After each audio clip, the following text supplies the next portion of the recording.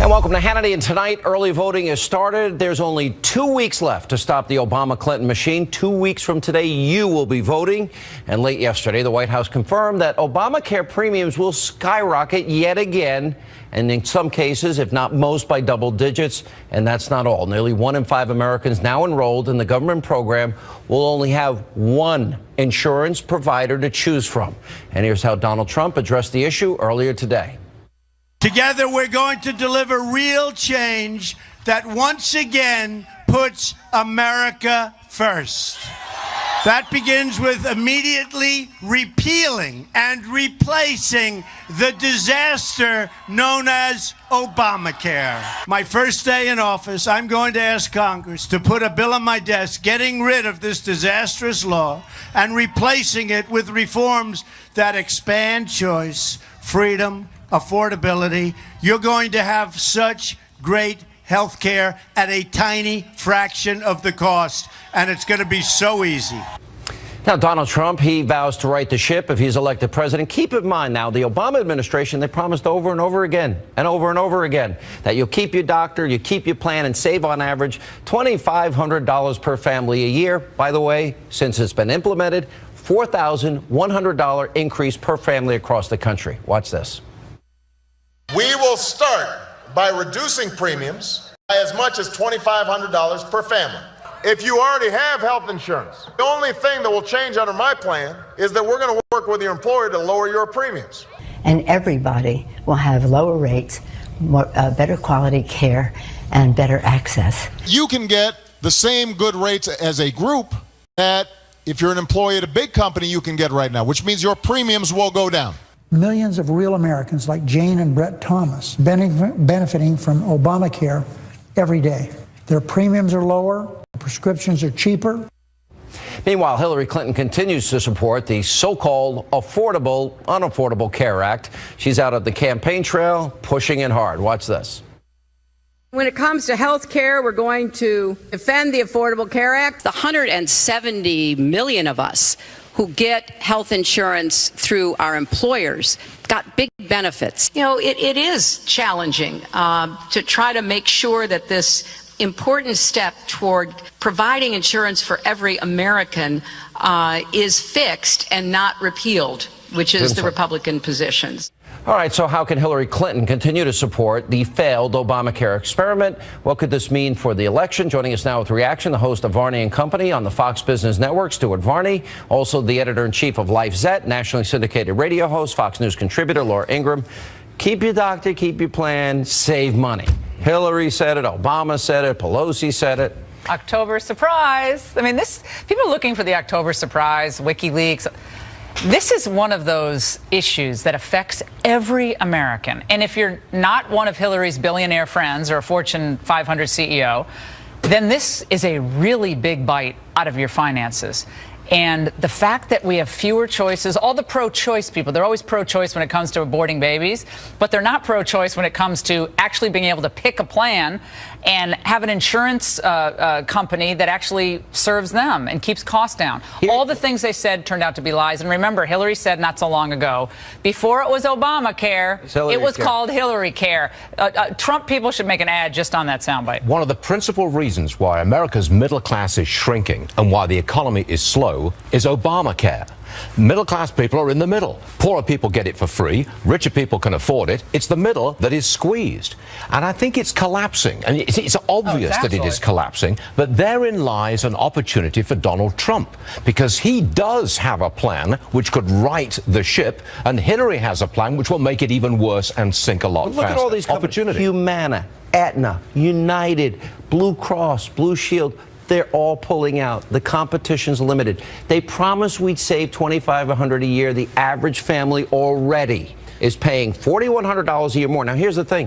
If you're in Arizona, you're going up as you're doubling your rates. If you're in Pennsylvania, by the way, swing states, if you're in Florida, if you're in Ohio, if you're in Michigan, Iowa, let's see. North Carolina. New Hampshire, Nevada. You're all paying Nevada. You're all paying a fortune more. Well, do you know what Zeke Emanuel told me, one of the authors of Obamacare, on my show just the other day? His short-term fix is as follows. Spend more taxpayer money on bigger subsidies to consumers, fine people more to make sure they sign up, and a bailout for the insurance companies with taxpayer money. Really? So So why don't we just write people a check if that's the story? Sean, one of the things that keeps getting repeated to me, both on radio and just, over in the makeup room, people are trying to care for their elderly parents. And they have now these very high deductibles on what they have to pay for prescription drugs. So before you get any reimbursement on a lot of the prescription, $10,000. oh my God!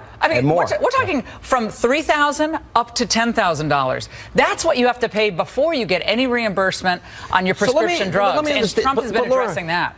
Shovel-ready jobs weren't so shovel-ready. Right. We doubled the national debt. They gave us Obamacare. Big Racial fanfare, unity. big promises. All the racial unity, yeah. Racial unity, yeah. That worked out well. Okay, that's working out well, too. But here's the point. How can people still put their faith, trust, and hope in government? They doubled the debt. There's never a lockbox for the Social Security money that we paid our whole lives into. They squandered that and spent it. I would argue stole it. I know I'm too strong in my language. I'm a conservative. I don't want to say that the American electorate is gullible, but there is an element of gullibility in it. Well, Jonathan Gruber, remember when he sold Obamacare? They counted on the, quote, stupidity of the American people. They counted on people taking Obama's word for it, because Obama was this new, incredibly compelling political figure. What he was saying must be true, what Sebelius was promising. And I think the metaphor for this was the collapsing Obamacare website. Remember in the 2012 campaign, the website was collapsing? All right, is America going to take a look at this? And if I live in these swing states, Florida, Ohio, North Carolina, New Hampshire, Connecticut, wait a minute, Wisconsin, Michigan, Ohio, Pennsylvania, New Mexico, Colorado. Pay attention, people. But Donald Trump, in his speech this afternoon, spent at least 15 minutes on the demise of Obamacare and what he would do about it. That was very forceful stuff. It is a political opportunity for Donald Trump. This is something people ought to absorb. They've been lied to.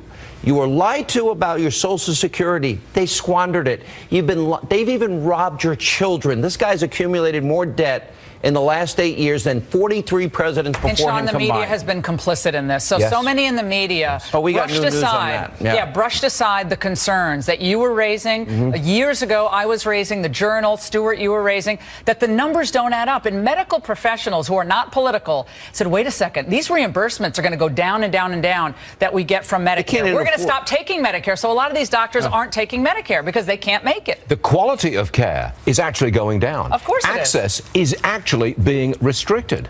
That's what's going on here. It's the demise of the American healthcare system. It's spiraling down. But again, it is opportunity for Donald Trump to say, and I would say, if I were Trump, all these things about the women, he'd say, sometimes you're right, I've been crude. And I've asked for forgiveness about that. But sometimes crude in the past or always corrupt. You can't go with always corrupt. Hillary is always going to be followed by corruption and ethical problems.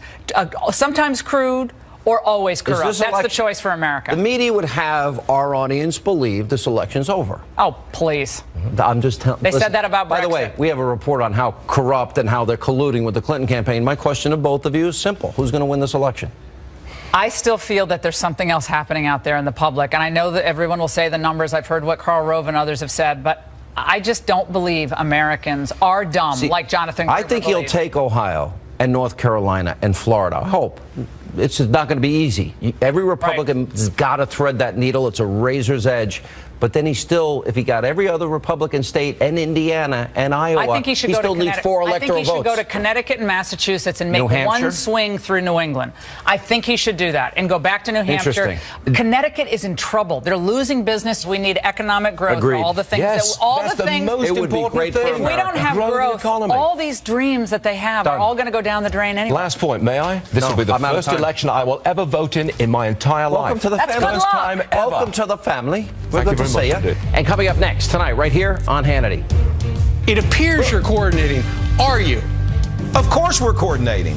I'm absolutely coordinating. It's completely 100% legal. All right, one of the Democratic political operatives exposed by Project Veritas admits that he, in fact, is coordinating with the Clinton campaign. Rudy Giuliani will respond next tonight on Hannity. And welcome back to Hannity. So 2 bombshell stories are now rocking the Clinton campaign. First, the president of Correct the Record and Americans United for Change, Brad Woodhouse, appeared on Fox and Friends this morning. He was responding to Project Veritas and the videos showing his group and one of his former contracted employees, Scott Foval, coordinating with the Clinton camp. Now, keep in mind, Fox News has not independently verified these videos, but it's pretty intense. Watch this.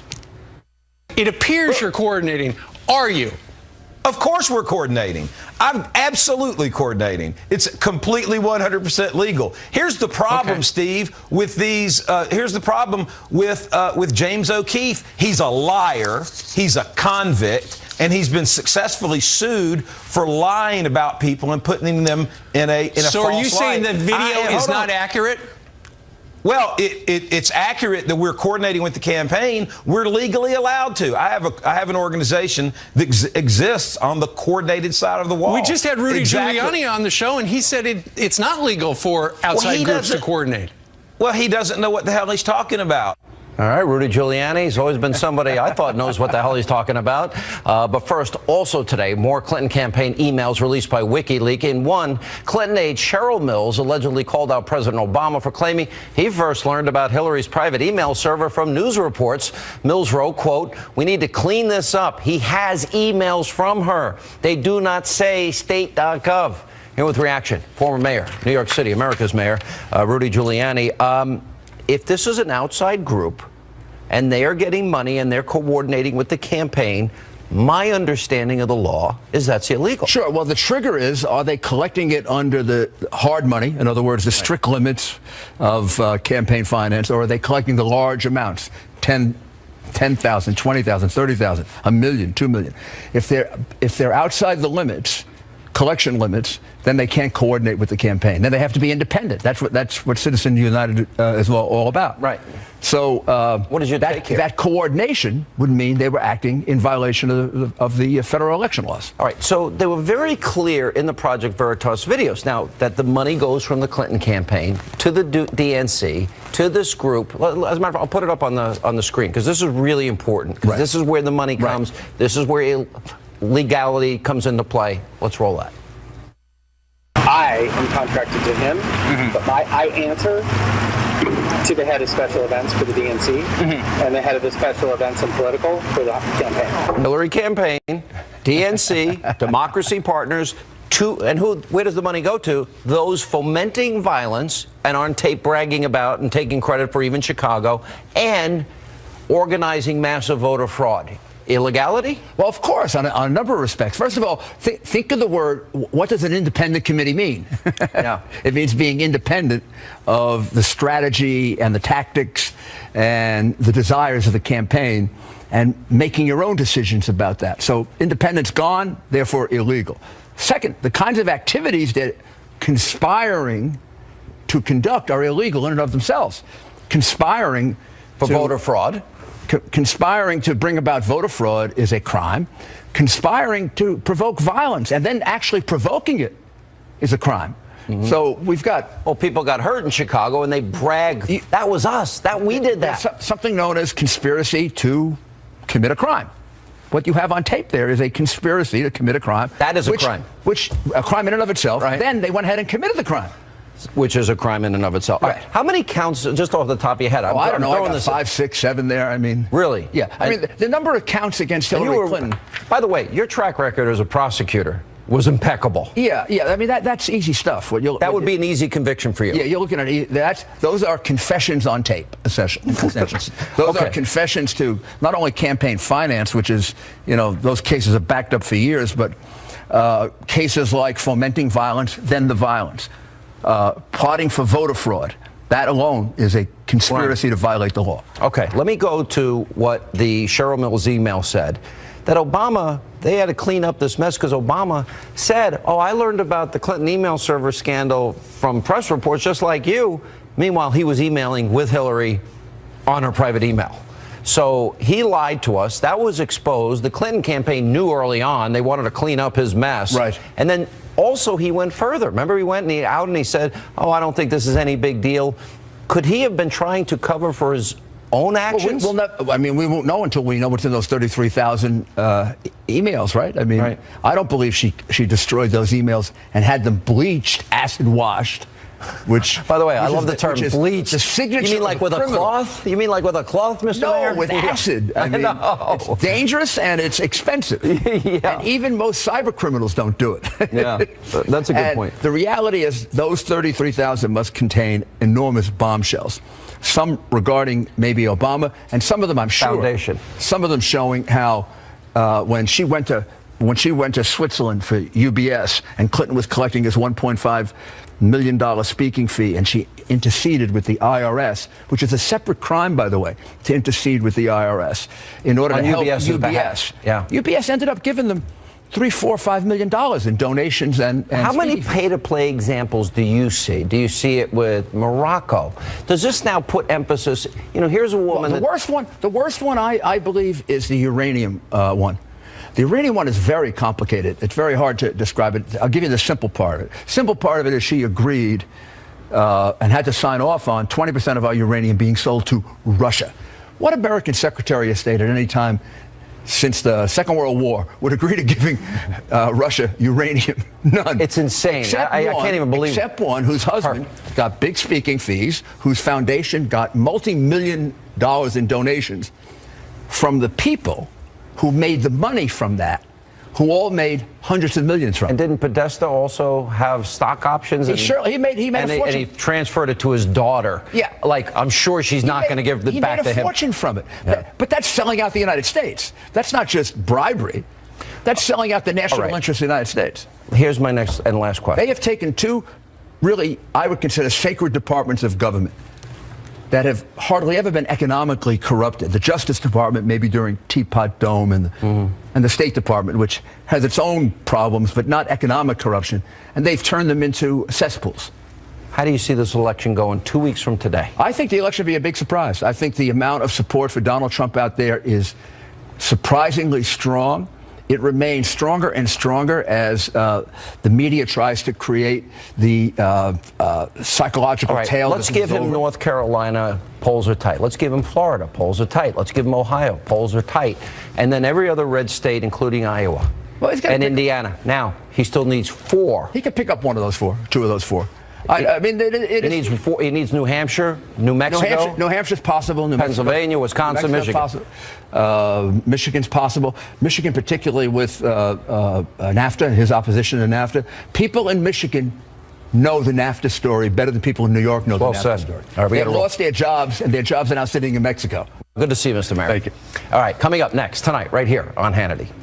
Keep it going, folks. We're fighting a crooked establishment, and just about the biggest part of the crooked establishment are these people right back there with the phony cameras.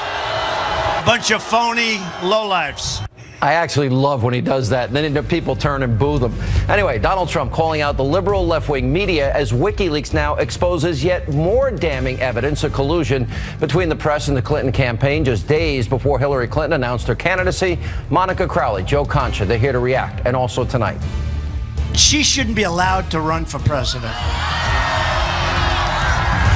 She shouldn't be allowed. She's a crook. A fired-up Donald Trump campaigning hard in the swing state of Florida. We have the highlights of that rally and much more. Stay right there.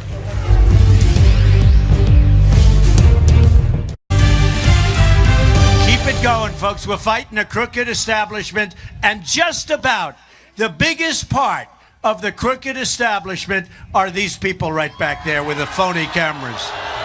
They're a bunch of phony lowlifes. The truth is, I think the American people had enough. We've especially had enough of the collusion between the national media and Hillary Clinton's campaign. Have you heard about some of them? I mean, it's just amazing. All right, Donald Trump and his running mate, Indiana Governor Mike Pence, going after a very abusively biased liberal media. Now, WikiLeaks has been uncovering the widespread collusion that does exist between the press and the Clinton campaign. But the latest example may be the most shocking yet. On April the 9th of last year, just days before Hillary Clinton officially launched her campaign, an email released by WikiLeaks appears to show that 25 so-called journalists who closely covered Hillary Clinton all invited to John Podesta's home for whining and dining, and the list includes reporters from the AP and Bloomberg and CBS and CNBC, CNN, MSNBC, NBC, the New York Times, Politico, Reuters, The Hill, and the Wall Street Journal. Nobody from Fox News. Where was my invitation? I don't know. Got lost in the mail or something. Here with reaction, The Hill's media reporter Joe Concha and Fox News contributor Monica Crowley. You know what's so amazing about this is Monica and I, we're radio and TV hosts, right? That's what we do. Do I hide the fact that I'm a conservative? You're transparent in your support of Donald Trump, and I think time. your audience appreciates that because you're not pretending to be objective like, say, a John Harwood, who is the chief Washington correspondent for CNBC and a New York Times contributor. He's still going on the guise of being objective. That gets him to be a debate moderator like he was last year. When you're transparent, at least people appreciate that, and the fact that you're an opinion host doesn't hold you to that standard. And by the way, the news people at this network, they do their job. We give opinion, just like newspapers have an editorial page. This is one editorial show. But they have been so dishonest here. And this level of collusion, this incestuous relationship, is far deeper, I think, Monica, than anybody knew. And that's the point, Sean, because for decades we've known that the news media has been largely on the left. If you look from Pew polling of national correspondents starting in 1964, 94% voted for Lyndon Johnson over Barry Goldwater. 1980, Ronald Reagan, who won the country in a landslide, 81% of national correspondents voted for Jimmy Carter.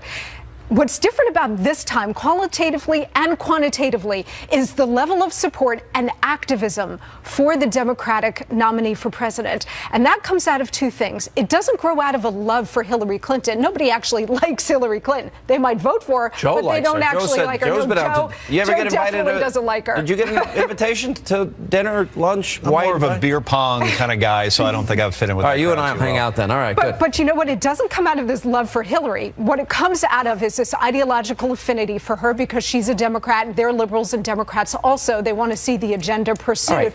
But it also comes out of a hatred and fear of Donald Trump. And that's why the activism is ratcheted up to a level we have never seen I said in 2008, journalism is dead in America. I didn't know how right I was, nor did I think I'd have the level of proof that we now have. What are the consequences for this guy, what's his name, Thrush at Politico? What are the consequences for the CNN people, the MSNBC? What's John Harwood's consequences? In other words, I've been hit this entire cycle. Shocker. Sean Hannity supports the more conservative candidate, and I've gotten the crap beat out of me this year. You know, because you've called or written me and said, do you have a comment? So-and-so thinks you're this or that. What are the consequences for them? Because they are something that they're not. I'm being who I said I have been and who I've been on for 21 years on this network and 30 years in radio. Can I bring my 3-year-old daughter into this conversation as an analogy?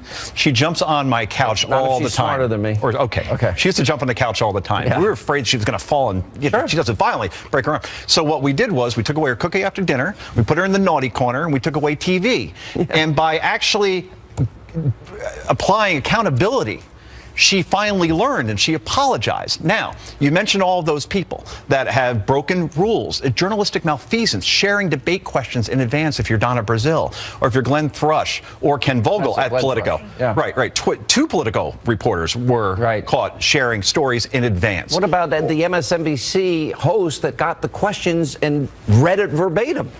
Or source approval, right? Or quote approval. All of these things, right? It will keep happening, Sean, or getting worse unless there is accountability. And that means, A, contrition from the people that actually commit these acts, which there's never an apology. And then there's never a suspension. There's never any reprimand. So it's only going to keep getting worse. And trust, and this is just a conservative thing. There's plenty of Bernie Sanders people who think that Hillary Clinton got disproportionate coverage.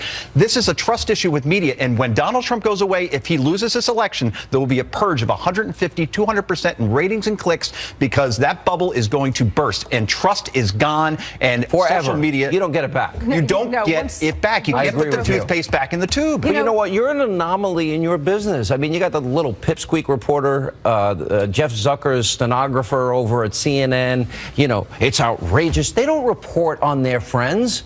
They don't take on their own network. They only want to go after Fox. You know, you once said to me, there's a whole industry of people that are only employed because they go after us. Yeah, it's an industry that goes on both sides. I want to be clear about that. The Media Research Center couldn't exist without liberal media to pick Which is the rest of us, except for us. Right. And Media Matters employs dozens and dozens of people, has millions of dollars in revenue because of Fox News. If Fox News were to go away, Media Matters does not exist. Can you imagine the poor guy in their underwear all day that has to listen to 3 hours of my radio show, watch an hour on TV, and then take notes? Oh, I mean, my God. what a horrible life exists. Torture. By the way, whoever you are, go get a life.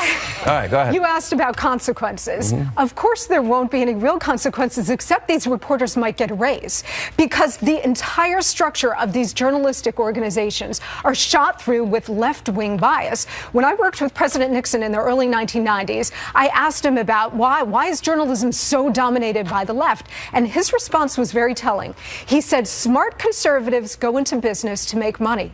Smart liberals go into journalism to change the country and change the world.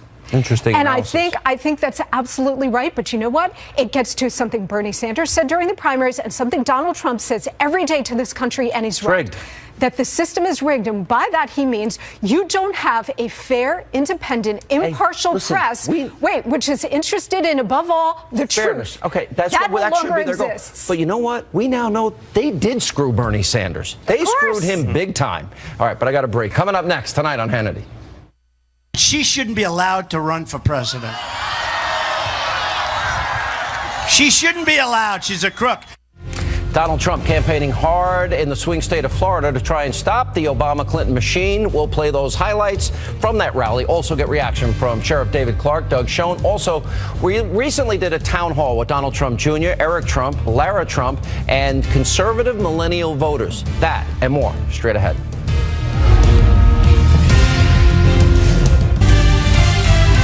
Crooked Hillary Clinton bleached and deleted 33,000 emails, lied to Congress under oath, made 13 iPhones disappear, some with a hammer, then told the FBI she couldn't remember 39 times. Bad memory. She shouldn't be allowed to run for president.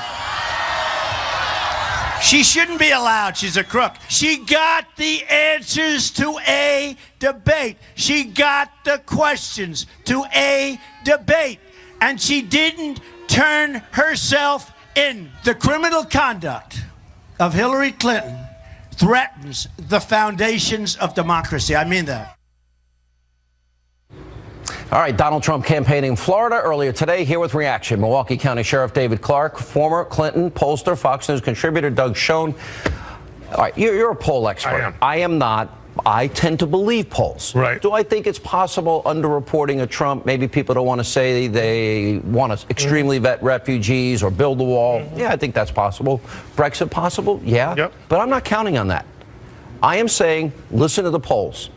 Which poll do you think is most credible? The one in past years has been IBD. Yeah, I think the ORC poll, the CNN poll, having it at about 5. Yeah, average that with IBD, we're around 2 or 3 points. There would be 2.5. Because the Republicans come home, the anti-Obama Hillary people more likely to vote for Trump. This is Michigan, Wisconsin, and Pennsylvania is where this race. Also New Hampshire. Well, if Donald Trump takes Florida, Ohio, North Carolina, and then all the other red states, including Iowa and Indiana, okay, 2 states that have gone from Obama, he needs New Hampshire, New Mexico, or one of those states you mentioned. He still needs 4 electoral votes. Correct. And it's going to be tough for him, but not impossible. I make Hillary the clear favorite. Okay. What do you think, Sheriff? Well, I don't think she's the clear favorite. Look, I'm not going to sit up here and argue what the pollsters are doing. They're pretty good at what they do in terms of knowing what they're doing, but the only poll that matters right now is the one that will be conducted on November 8th, and this is really going to be about turnout. Whose base is motivated, whose base is energized, who is going to get their people to the polls to actually cast a ballot, and I see that momentum, or I'm sorry, I see that energy and that motivation being on the side of Donald Trump. How embarrassing. Poor Tim Kaine got 30 people to show up at a Florida event. You see the enthusiasm. It's reminiscent of Obama. Yes, it is. It is. The problem is Trump's negative is high, which means that he needs a ground game to get the folks, every last one of them. We're told by the early voting numbers, my sources have told me they are about 40% better, Florida, Ohio, North Carolina, and Iowa than they were in 2012. How do you interpret that? Well, I see other states that are showing other evidence. I think it's basically a wash. I think the Democrats will probably have a slight, and I underscore slight, advantage going into Election Day. But then it's going to be a question, as Sheriff Clark was saying, how motivated people are. And at this point, we just don't know. It's the Clinton ground game against Trump's enthusiasm advantage. Reince Priebus swears they're 1,000 times better than 2012. Well, we will see. I think that that's an open question. But also an open question, Sean, is can the various scandals, emails, now the $675,000 to the wife of the FBI Can you believe that? investigator. Can you believe that? All of these, if they metastasize, where people say, we just can't elect this person president, then Hillary will have a tougher road to hoe. So far, it hasn't metastasized. Metastasized. Yeah, Sorry. I Sorry. understand. But you're saying that one of these scandals could be the straw that breaks the camel's back. And so far it hasn't happened. But it could happen. It could happen. And we also have more WikiLeaks to come. You're right. Then they're pretty damning. All right, guys, thank you. Thank you. And up next tonight, right here on Hannity. Hillary wants to shut down American energy and put the miners out of work. She said it. We want the mines and the miners out of work. That's nice. Horrible. Donald Trump slamming Hillary Clinton's economic agenda. Coming up, Donald Trump Jr., Eric Trump, Lara Trump recently joined us to talk about this issue and more at a millennial town hall. We'll play that for you straight ahead. All right, that was Donald Trump earlier today promising to create jobs if he's elected president. According to the polls, the economy is the most important issue to millennial voters. Now, last week, while we were in Vegas for the third presidential debate, we did a town hall with a group of conservative millennial voters. Donald Trump Jr., Eric Trump, his wife Lara Trump also joined us for the discussion. Watch this. Let me just throw some numbers out here to get things started, because you guys are going to inherit this world. This election will impact you maybe more than you even know today. Here's where we start. We have now 95 million Americans out of the labor force, the lowest labor participation rate since the 70s, the worst recovery since the 40s, a 51-year low in terms of home ownership rate in the country. We have, since Obama became president, 13 million more Americans on food stamps, 8 million more Americans in poverty, and we've doubled the national debt that they've got to pay back. To me, first and foremost, we have really failed this generation. No question. And we've got to fix it for them. We need to fix the mess that has been created. It's the national deficit, as you said, by 11 trillion over 7.5 years. That could have paid all student debt 6 times over. Think about that. All student debt could have been paid off in this country 6 times over with the amount that they've increased our national deficit over the last 7.5 years. That's scary, guys. That's really scary. It really is. Do you feel nervous about your future? You really do? Laura, you know, I know both you and Eric do a lot of philanthropic work, and you help a lot of people that are in need. Here's another statistic. 1 in 6 American men 18 to 34. How many men in here 18 to 34? They're either, 1 in 6 of these guys are either in jail or living in mommy and daddy's basement because there's no jobs available for them. No, it's really scary stuff. Look, when I got out of college over 10 years ago, it was hard for me to find a job. And I hear It's really 5. Well, I know. It's really 5. No. But when I talk to kids today, and I've been fortunate enough to go to many college campuses, I got to go back to my college, NC State, recently. It's scary stuff. People are nervous that there aren't jobs out there for them because there aren't jobs, because we're shipping manufacturing overseas, because we really don't have the economy in this country to sustain small businesses anymore. And, you know, you're right, it's going to impact this generation of people. And I think we got some smart ones in here that are going to vote for Donald Trump. Who's voting for Trump? Come on. I like it. Don and I have a lot in common because, like you, I was the troublemaker in my family. I got hit with the belt more than anybody. By the way, if that happened today, all you got to do is call the police and say, they hit me. Yeah. And your parents will go to jail and you'll never get hit again. Yeah. Times have changed. But in all seriousness, you know, I look at Trump Tower. I've been over there a lot. And I watched all of you in your work environment, your everyday environment. And I see a lot of young people. and I see how hard they work. If I'm there at 7 in the morning interviewing your dad, the office is pretty full. If I'm there at 7 at night, the office is pretty full. There's an incredible work ethic and opportunity that exists that your father created for a lot of people. I think without question. I mean, that was always the way he was with us growing up. I mean, we weren't handed anything. Now, we were spoiled. To say otherwise would be laughable. But we were spoiled with good experiences, incredible vacations. We got to do and see cool things. But they always kept us financially a little bit down, right? We had to work for things that we wanted. You know, this is going to age me, but you know, I got Nintendo when all my friends got Sega. Okay, that's how old I am, guys. So that's where I'm out of the millennial category. But because they kept us hungry, they made us work that way, and that's what it's about. I mean, by the way, the other problems with the job statistics that we read about is they don't talk about underemployment because of Obamacare. You know, people that used to work 40 hours a week, the small business can't afford the extra regulations and the increased premiums that are doubling and tripling in some of these places now. So people are now working 30 hours instead of 40 hours, or 25 hours instead of 40 hours. So they say, well, the numbers on jobs have gone up. Well, that's people working 2 jobs, okay, just to get by. That's not better job numbers. That's people doing twice as much just to be in the same place. And that's also really scary. So to promote that kind of entrepreneurship, to do the kind of things that my father's doing, that's what's special about this. That's why we need someone who's not part of this DC cartel. And that's a bipartisan problem. Okay, both sides have done this. They've created this mess. They've never done it in practice. It's all theory, right? We push a button and jobs just magically appear, even though we've never actually signed the front of a paycheck creating any jobs. It's not that simple. And I think with youth, you know, we are giving them a major problem. Okay, if we all ran our households like the government runs this country, we'd all be living on the streets. Okay, and we're just making it worse. And if you put in the most typical of typical politicians, okay, Hillary Clinton this time around, guess what? It's going to go from 20 to 30 just as fast. And there is a point of no return. There is a point that you don't come back from. I worry the most about what you just said, a point of no return. Here's another statistic that I think should shock a lot of you. Would you be surprised if I told you that 1 in 5 American families, go down any neighborhood, count 4 houses, then go to the 5th house, there's not a single family member in that household working today? Does that surprise you? Since Obama's been president, there's a lot of talk about demographic voting in this election.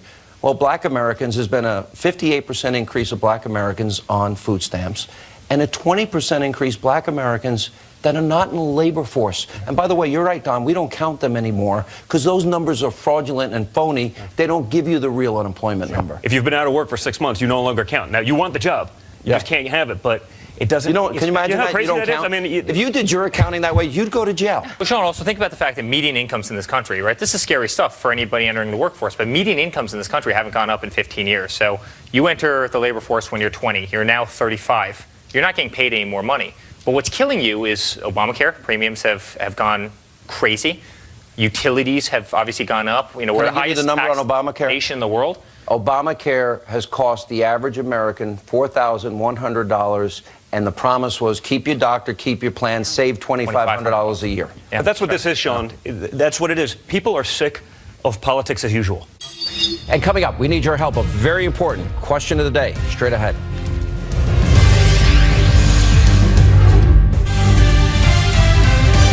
All right, time for a question of the day. So if Obamacare continues to fail, are the Democrats, is Hillary going to push for single payer, which makes everything that much worse? We want to hear from you. Go to Facebook.com/Sean Hannity, @Sean Hannity on Twitter. Let us know what you think. That's all the time we have left this evening. As always, thanks for being with us. We'll see you with just 13 days to go to Election Day tomorrow night.